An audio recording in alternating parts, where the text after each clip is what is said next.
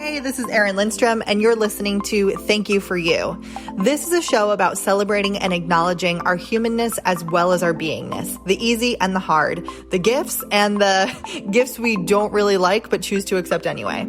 This is a show about and for people in pursuit of more peace, more joy, more money, more justice, and more of the awe that life has to give us.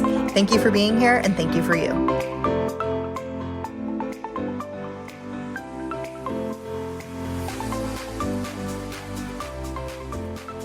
Hey.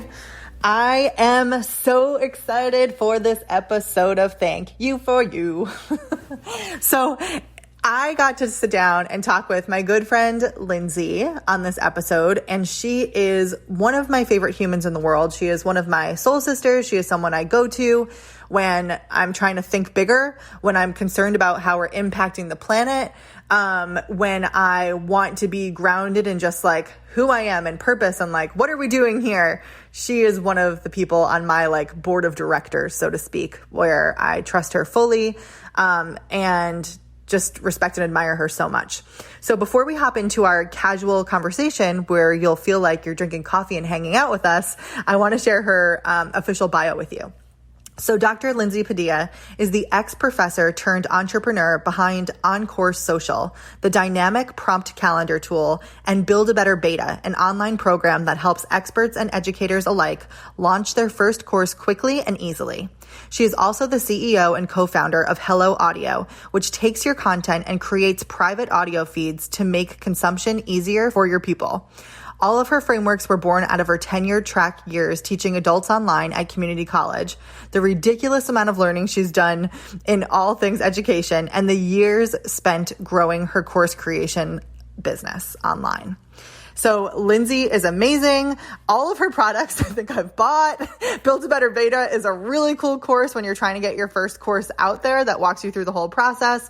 Shiny Sales is now powered by Hello Audio, so you can check out the podcast version of that. And Lindsay is just such a dynamic and wonderful being, and I am so excited to share this conversation with you. So without further ado, enjoy.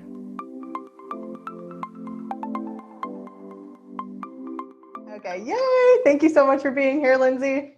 Thanks for having me. So, as we kind of hop into this conversation, the first question that I like to ask everyone, pretty much no matter what I'm doing with them, is who are you and how did you get here?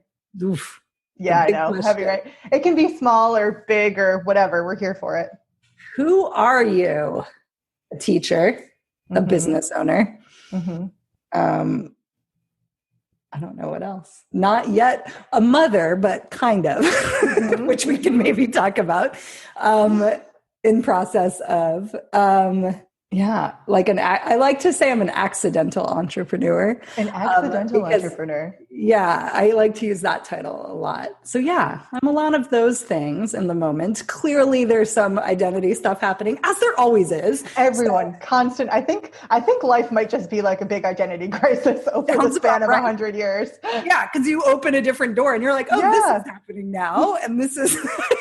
we are here now. Yeah, we're here now, and there's a secret world, and you open another door.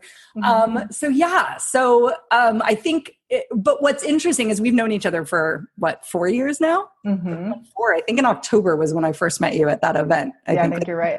I probably knew who you were before that, because you were famous online. I thought you were. That's hysterical. Really though. Yeah. And so, and man, if you asked me that day, who was I, the identity of the academic and the professor was like a huge thing. And now, even just saying that, like now I'm grappling with motherhood and that kind of thing as somebody who's experienced recurrent miscarriages trying to get pregnant. I'm like, oh, like this is something else now that's like in my world that I'm trying on and being and stumbling through.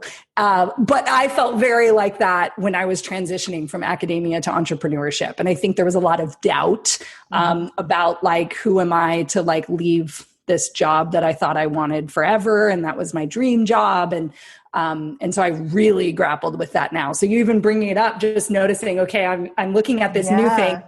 exploring, and just juxtaposing that with 4 years ago with the academic and the entrepreneur, I very well fit into now being an entrepreneur. That makes sense, but also recognizing that I'm still an academic, and that is evident in how I'm exploring this miscarriage stuff as well, like diving into the literature. What's the research saying? All of those things. And I'm like, oh yeah, that's a huge part of who I am. And I might not be at an institution, teaching at a college, oh my gosh, especially right now.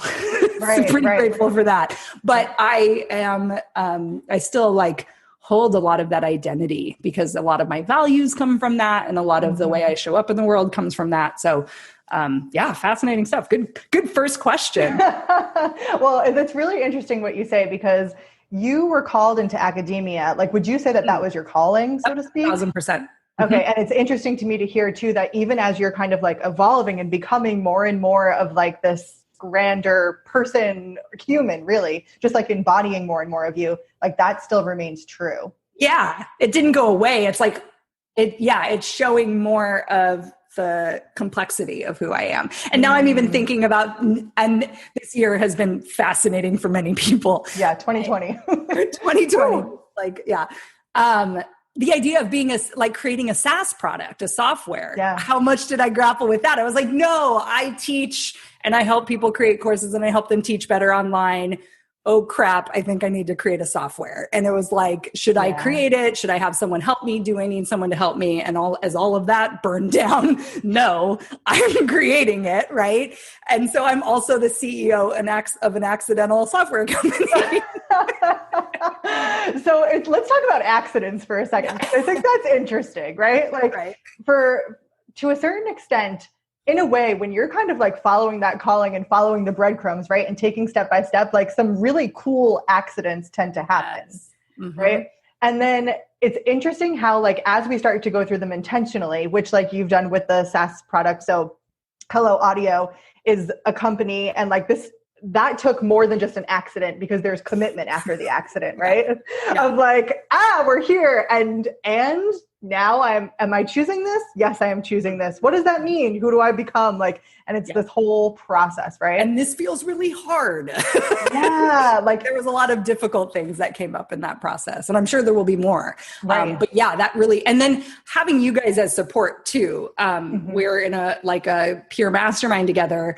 Again, transcending years, transcending business models, transcending all the things, and having that stable to be able to be this is happening, and have you guys reflect back to me I think this means you should do this, right? And not telling me what to do, but I can see myself making choices and knowing that I have support in these really scary things that are happening.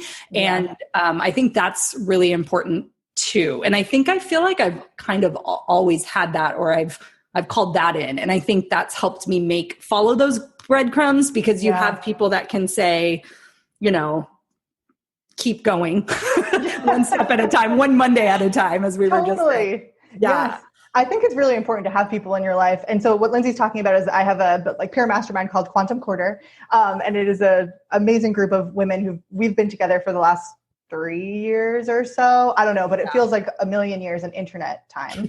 And being able to hold space for each other and really see each other in our power is something that I think is really unique and important as we are navigating these decisions, and to have people who can hold space for you to be in your bubble without being you should blah, blah, blah, and shoulding on you all the time.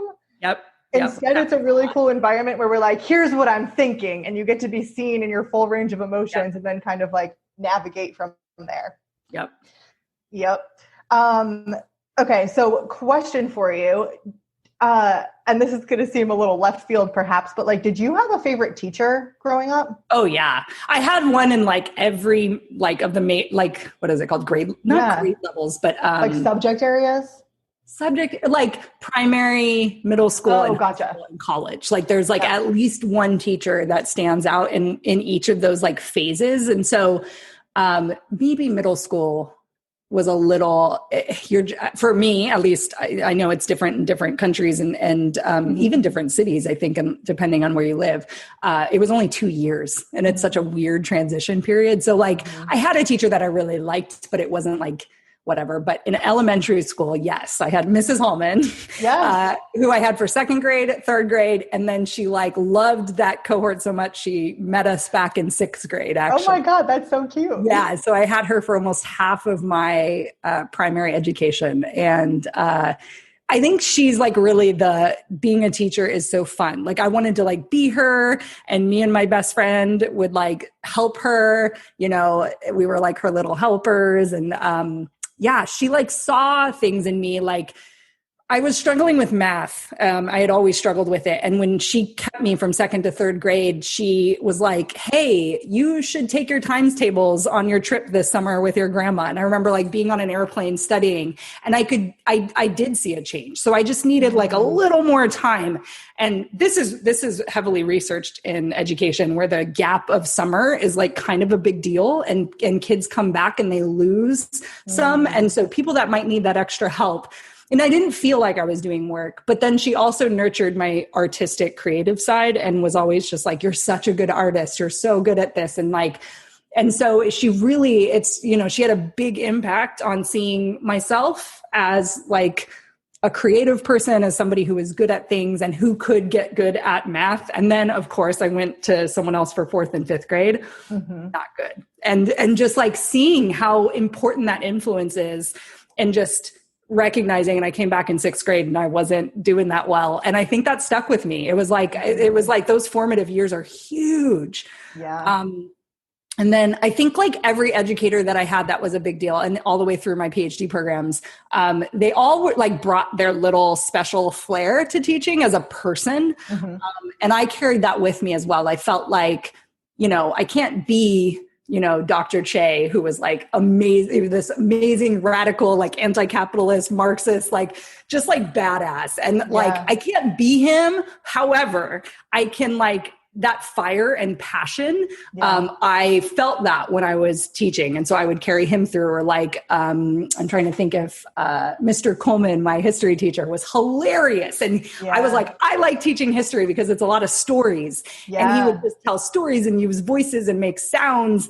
And again, not my style of teaching, but that like connection of being like, you can be funny and you're kind of on stage. I picked up on that. Right. And so this whole, like, just like seeing people in their element, teachers in their element, like zoning in on what they do best, and who they are, and revealing that to the students, was then something that I realized I loved talking about. And so I kind of stepped into entrepreneurship being like, we're all teachers. And just because you don't have the best camera, or just because, I don't know, you're shy on camera, whatever, it doesn't mean you're not a good teacher. And people elevate some of these people of like, oh, it has to look perfect, or I have to have the best setup, and I have to be funny, and I have to be all these things. And it's like, no, you have to be you. And that's like the starting point, and then finding that and highlighting it. And there are some teachers I had a teacher that was, I think in my like undergrad, that was like pretty boring from a like history teacher perspective. Like he would write his outline on the chalkboard and just talk the entire time. But I was like riveted. Not my style again. But like just fascinating to see these different like nuances of educators, and how if you try to fit yourself into something else, your students pick up on that. And that discomfort creates the disconnection, not like you trying to perform in some perfect way. Gosh. I'm sure it's highlighted in the online space when you have this camera, and that does feel very different.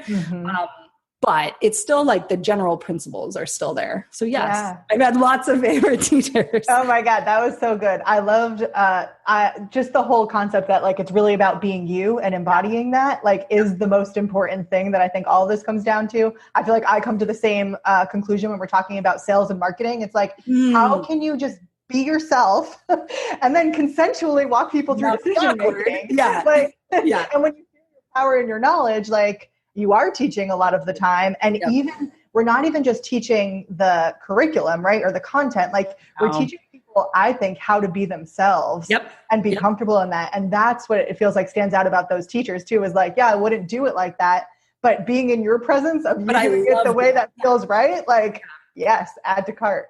Yep. Versus all the ones who I couldn't even remember a name, right? And that's like really powerful too.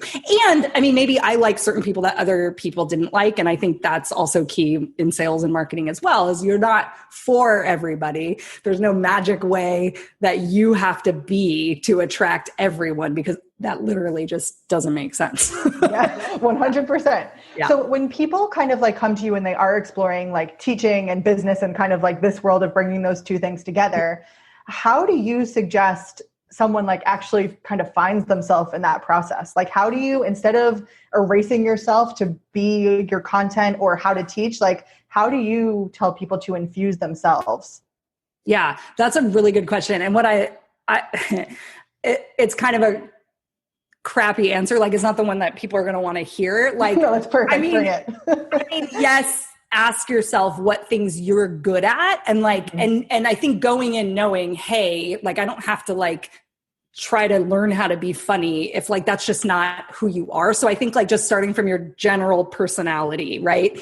And saying like, how can I maximize this, right? And what are my strengths and how can I, because if you're trying to create that connection, it's going to be in your strengths and not necessarily in your weaknesses per se. But your weaknesses become part of who, like just being who you are. So my people know that like I do certain things, but I'm really transparent about it. And so they're not like, oh, I was expecting something else. That's because you're not showing up as all of you, right? With the shadows too. Yes.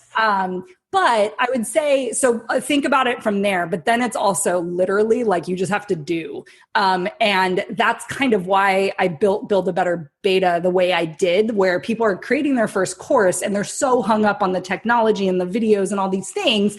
And I'm just like, strip that away. Like, what are you teaching? Who are you and who are your students? Like if you have those three main things, and say, great, let's get you in front of people as soon as possible. And in front could look different for people. So maybe it's not in camera for the first whatever, but getting in front of those folks and like just support them, give them your everything and see what feels good and what doesn't feel good. Because any educator, like, of course, I'm talking about people that have been teaching for a really long time. All of those people were, this wasn't their first year. I think Miss Holman, I might have been close to her first year. But either way, they learned how to show up as themselves, because there's a lot of fear around like, oh my gosh, I'm responsible for these, 30 minds or 100 or 200. And it is very real when you're like up in front of them. And it's just you and them hanging out. And so what are you going to do with them? And it is your responsibility to take them through something. And so, I was terrible in the beginning of my teaching. I was like, terrible in the sense of like, I did everything I could to make it interesting. I knew the things I didn't like about lectures and whatever. And so I taught kind of what I wanted, but I wasn't comfortable. Like I wasn't ready for a random question or whatever, or something to happen in class. It took me just, practice to get comfortable with my subject. And that's obviously very specific too. And I think in the online space, a lot of people teach things that they've already done in some way, and they're working on creating a process around it.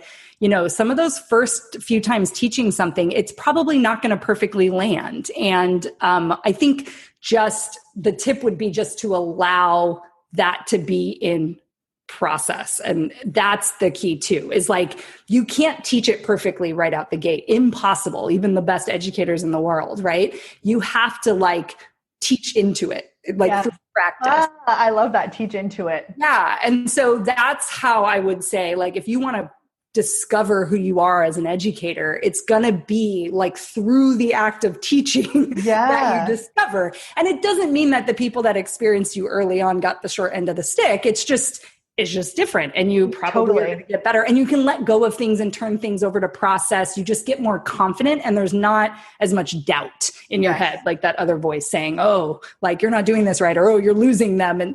And how you treat that voice is very different when you've done it for, taught it over and over again. So. Yeah. Oh my God. There's so many like life lessons in that.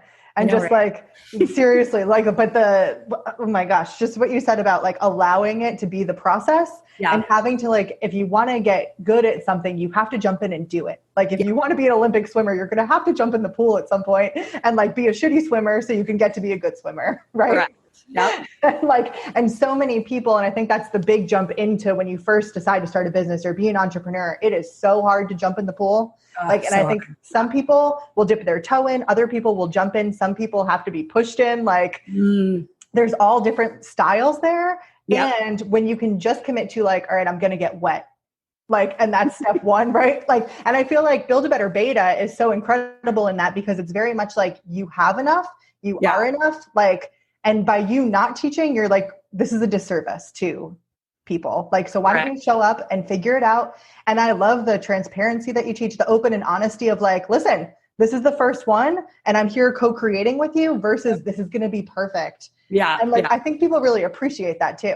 For sure. And like most people are like, yeah, I would have sat back and downloaded or watched one more webinar or bought another course. And it's like, they're not going to teach you literally what you need to learn through practice. It's impossible. And so I was just like, how can I just like strip that away? And then even for some people who get one or two students that first run, we teach them through the like, that's good. And you're building an asset. And like, look, you took an action that if you were doing this crazy launch, you never would have got, and you could have still had the same results. Right. And so that's what I want people to realize is like, there's, the act of teaching, I think, is the most important part. And like, and the commitment from the student and that exchange of money, the selling is really important, but it doesn't have to be this like perfect like orchestrated selling, like with the perfect sales page and the perfect copy, because that takes time and energy. And usually that time and energy could be spent somewhere else. And I want them to spend that time and energy like taking care of their students and like figuring out exactly what they need to do to be able to teach it. And that's better spent at that time in your business.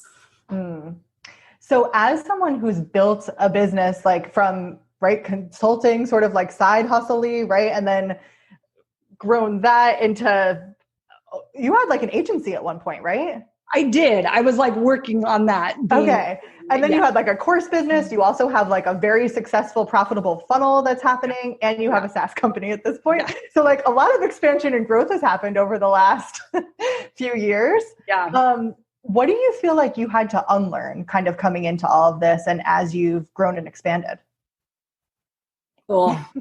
How funny. Not to put you on the spot or anything, but the perfection and outside validation, which I was just saying, right? Like, of course. I mean, but really though, I think like one of the bigger ones was, well, to bring it back to the beginning, that identity and shedding of the academic in an institution with a salary. And so that part, I think of that I generate money myself through my creative ventures and things that I like to pour myself into. Cause there's many things that I've launched or tried to push out there that felt horrific. And so those shifts, where it's like, what feels really good? What am I excited about? And how can I build a business that like funnels that way? Because then, and by funnel, I don't mean like funnel, but like funnel energy, right. Channel maybe is better. I don't want to mix up the marketing conversation, but so like that channeling of energy towards things that are enjoyable and fun and easy and feel easy. Again, I, wish I could have told myself that like, that's what it would look like or could look like. And instead I push through. And I think that's part of my generator, but it's also part of the academic, like type A, like, it's like, oh, you have to suffer a little bit for the, like, write the PhD, the document at the end, the approval of your teacher. And that, like, transitioning from that world of a solid 30-ish years of academia, which is very like external validation, like receive this grade, go to the next level and this approval. And then you come to entrepreneurship and it's not like that, right? And I think I thought that approval was like revenue or something. Yeah. And that's like fucked up. And that gets in your head, especially when money is an issue as well. So having to work through that. So I think for me, unlearning this idea of like external validation means you're good or successful or you deserve an A, it can't translate in entrepreneurship. And if it does, it's going to burn you out and kill you. And I think that's the lesson I had to learn. There was no one, I'm not the first person to say that in entrepreneurship, but like I lived it. And I think, if you can tell where, like how you are motivated by things and where that motivation comes from, that was part of my journey. And then as I watched my friends like set revenue goals and just like blow them out of the water, I couldn't do that. Like I couldn't physically. And there was something where I was just like, why don't I care about that? That number's just made up. I kept saying in my head, like, why? And it's like, that doesn't drive me. Right. And so until I figured out things that drove me, then I was able to like build something that felt really good. And like that teaching moments drive me, right? Like, and I was like, how do I teach more? And so when I started asking myself those questions, and so just because your friends are like Enneagram 3s and they just like set goals, hit them, blow them out of the water, right? I have a lot of 3s. There's a lot of 3s in entrepreneurship, and I need them in my life because they're also really inspirational. But I'm like, I was trying to be them, back to this thing of like trying to be someone you're not. And it's like going and saying like, what does make me excited? Like clearly, like having money supports me and there's a security thing there that I need to work through, but like it might not make me build a business. And what does that mean? And I think that I've been exploring that even more this year. I think you just get deeper into it. Like it starts getting more nuanced, the more things you try and experiment with. Totally. Right. It's like the whole life journey again, like coming back to just like, the more you go, like the deeper you get. And then you're like, oh, I thought it was this, surprise. But you can't uncover that unless you go down the path. Right. Yeah. Can I ask, like, with where you are kind of now and like, you have like the highest revenue you've had, right? Like, I mean, what feels like important to you now, or what kind of grounds you as like your why and like that you feel allows you to expand like this? I think what I realized this year specifically was creating something that really was innovative or is innovative and different in the market makes me excited. I'm a creator, but and I'm a generator, but I can't do that constantly. And in fact, I like to I think that energy can drive us where you're just creating things randomly, and that isn't good. And so this year I was able to, create my Encore Social tool. And it was like, wow, this is so different. Like no one's doing it. And it was so fun and easy to put out there and write copy for and do all the things. And it's like, oh yeah, that's fun. And then, launching Hello Audio, while maybe we struggled with some co-founder stuff and whatever, the idea though, and when I get to talk about it and when and how easy it is for me to sell, I literally shared a link embedded in a comment in someone's Facebook group. And I think I made 5 lifetime license sales, multiple hundreds of dollars, and didn't even comment to these people. And it's just because it's so unique and exciting and different and such a unique way of looking at it. And that's where I thrive. It's that kind of creativity that's gets me going. And my husband too, who's a physicist. And so he's really big on creative problem solving and all of that stuff. And it's oh, that's what drives us. And so if something's feeling stale, I'm actually feeling a little stale about Encore Social. And it's do we create something else? Do we do a new funnel? What could that look like? And what would be fun and easy to create? And so we get, and it's and I think what I want to point out about this too, is there's these, moments of creation and moments of hibernation and doing some other things and creation. And so we doubled down on Encore Social and tightened up the email sequences and did all that not fun creative stuff. Yeah. I hired that out. But it got done. Right. And so now we're at this point where what is next? And maybe it is just all this energy into the software and the marketing around that. And it's probably that. And so, yeah, I guess my thing would be, as it relates to what drives you Because for other people, it might be numbers and like, you know, that like fine tuning, like Jerisha, right? Like, I think she's totally in the fine tuning. And so she goes back and she looks at her products and she's fine tuning. I'm not a fine tuner. Like, I'm like, I get the excitement out of pushing something new out, but I reined myself back from not pushing something new out like constantly. I wasn't, that was a decision. It doesn't mean that was right or wrong. It was like, this is now how I want to set my life up. And so, I think creating the slow funnel and having that work well allowed us to build our software and dedicate time to that. And so I think that's what was going on internally, was like, okay, cool. I'm going to take from this and like give it here. It's kind of cool how you can make choices to like create more space for yourself in this. Totally. World. Yeah. And only you can do that, because where the space shows up looks different for different people. Like what because it's value space. Like, where do you even want space? Right. That's interesting to me too, even at just listening to you talk about that and going back to you talking about that teacher and like math not being like, or that being harder, but also she honored the artist part of you. And it sounds like now, like the entrepreneurial world has really like given you the space to honor both like the artist and the math, the numbers, the strategy is there, but also there's this world of creation available. Oh yeah, 1,000%. And I think that's always something I struggled with, is like, I'm not good at math. That's like, I hear that. Such an unlearning thing, right? Such an unlearning thing. And and a lot of what I worked through in therapy was, I'm not a good CEO. I'm still working through that, because like, as if the perfect CEO has no problems, which is crazy. Right. And so, we have these things like, I'm not good at that. And like what's not true. And like, how can you play with that? Right. And like, it's been fascinating. All right. I've got one last question for you. What do you think the like grandmother, like elder crone version of you is like? What? I have no idea. I like saw my grandma's face pop up. That was like, oh, I don't know. Okay, that's fair. Do you want another last question?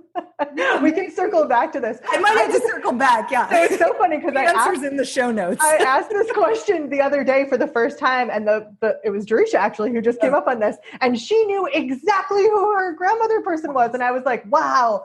I don't know who mine is. I just had my grandmother in my head. So I think it's an interesting thing, even just to be like, because if we're, you know, we always think about our visions and our cash projections and blah, blah, blah. But like, who the hell is old lady me? And like, what is she going to be like? What does she need? How can I set her up for success? Okay. So let's see. Different last question. When was the last time you laughed so hard you cried? I know exactly the moment. My husband, he's gone more down the TikTok route than I have, but he also is like a Reddit person. So he knows the memes and the weird videos. Like, he's always the first to know, way before like Facebook. And Derek came in the room trying to show me a video, and I literally can't even recount it. It had an animal, could not even tell you what was happening. He was laughing so hard, he couldn't even show it to me. And we both were laughing at how much we were laughing. And I was like, are you even going to show me this stupid video? And I watched it. I didn't even laugh at the video, but I was laughing so hard at him giggling. Like, it was like literally he was a little kid and was about to show me something so silly. And it like wasn't even that funny. Oh my God, I love that. Witnessing someone else's like joy and delight is one of the funniest things. Yeah. And then it was just, we were laughing so hard at, I didn't even know what the video could be that was making him laugh so hard. So then it was, the tension was all in before I saw the video and not even the video itself. Yep. Oh my God. So that's when. All right. Well, thank you so much, Lindsay, for having this conversation. You'll have to come back so we can talk more. I want to dig in even further. If you could leave people with one thing, what's the message? Oh, shit. I don't even know. Like, yeah, I like what you were saying at the beginning, this idea of like our identity. Like, you don't find an identity. Like, it's not a quiz or like whatever. Like, it is always becoming. Like, you're always becoming if you're doing it right, I would say, right? Like, you're always revealing like a piece. And so there's no like arrival at like, I am this. And I think it's like constantly happening. And I think the older we get, right, there you experience so much other stuff that you could never predict, like who you were going to become. Like I didn't even know. Well, I mean, literally this world didn't even exist when we were kids, right? So we couldn't even imagine it. So this idea that you find yourself, it's not, you're like literally creating yourself as you go through life. And so like, what do you want to create? Who do you want to be? You get to create those identities and step fully into them and honor all the pieces of you. So I don't know, something fancy, a quote. Nailed it. Yeah, that whole last sentence is a TED Talk. I love it so much. Cool. Awesome. All right. And we are all teachers. So thank you so much for being here, and go stalk Lindsay. She's a good one. Hey, it's Erin, and I want you to know that you matter. Everything you're doing and everything you've done, it all matters. It all counts. Because you are important to the people around you, your family and friends, your audience, your clients, and quite honestly to the world. Whether you're changing lives on the front line or changing lives while you're changing diapers, your presence matters. Every life you touch counts. And from just one interaction, there can be infinite, meaningful effects. And for that reason, I want to thank you for showing up and doing the work to be with yourself and share your light and your gifts and your love with those around you. If you want support with any of this human being stuff, you're always welcome to join me inside of my coaching membership, Human Being Club, at humanbeingclub.com, or follow along with me on Instagram for more behind the scenes silly stuff at Erin Lindstrom. Once again, thank you for being here, and thank you for you.